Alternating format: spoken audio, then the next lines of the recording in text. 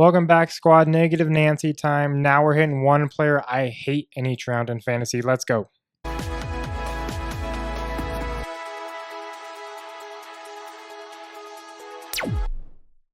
Welcome back, squad. Like I said, one player I hate in each round of fantasy through the first 10 rounds. Let's jump right in. Number one, and I'm being picky in round one, but at the end of round one, I'm not going to be taking Saquon Barkley.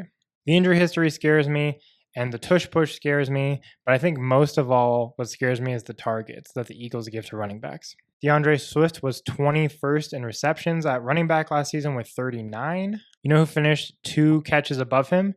Saquon Barkley. You know who throws to running backs way less than the Giants? Jalen Hurts and the Eagles.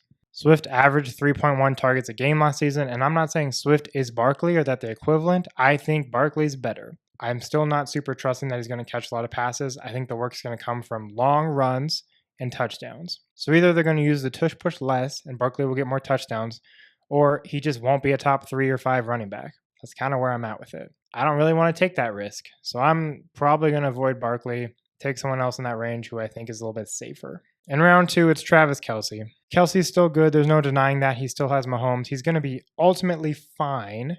I don't think he's going to finish the tight end 1, though, this year. They brought in Marquise Brown. They brought in Xavier Worthy. There's more options in this offense, and they're moving to run the ball more and more with Isaiah Pacheco. He's being drafted in round 2, at the end of round 2, and I just don't feel great about that price. I'd take Sam Laporta over him.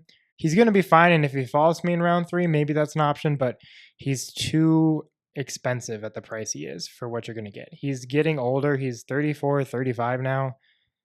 I just don't trust him. Trust the offense, but don't trust that he's going to be, the potential ceiling that he was week in and week out. So round 2 is Travis Kelce. Round 3, everyone's favorite, Patrick Mahomes. I've talked about him already plenty. Man, I don't really want to talk about him anymore.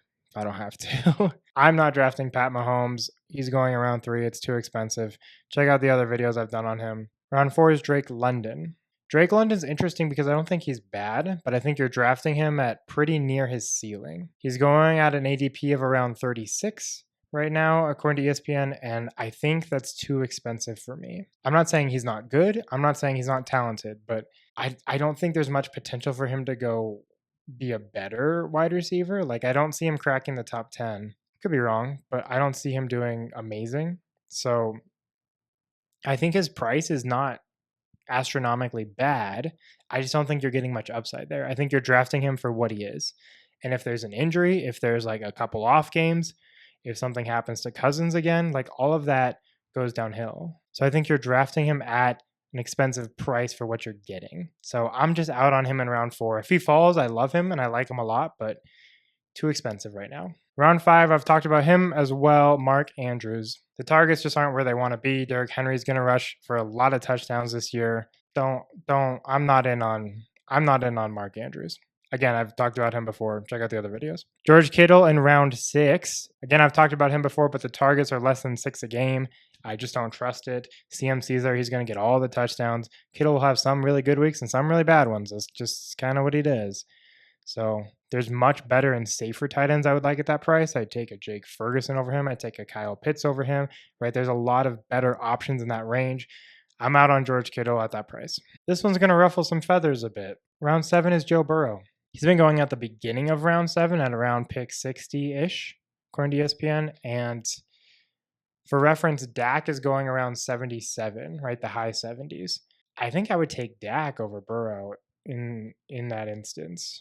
Burrow's super talented. He's a great NFL quarterback. He doesn't run the ball. They still have a good run game with Zach Moss and Chase Brown. They're going to be fine. I think he's an overpay.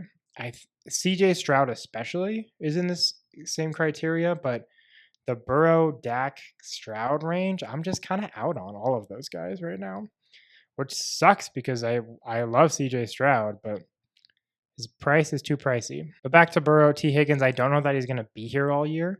They lost Tyler Boyd, their slot man, and someone will step up, obviously, is the NFL, but Burrow's going to be fine-ish. I don't see him being amazing, right? With some of the new quarterbacks that are coming into the system who can run a lot better, like a Jaden Daniels, for example, I'm just not super high on Burrow.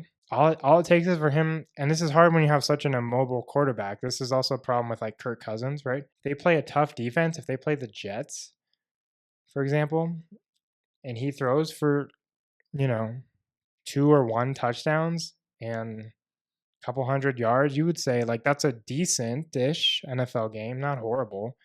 But for fantasy, you're sitting at like 12 points. Like that's not great. So he has to be excelling in every single game. He has to be throwing 3 to 4 touchdowns a game is the problem.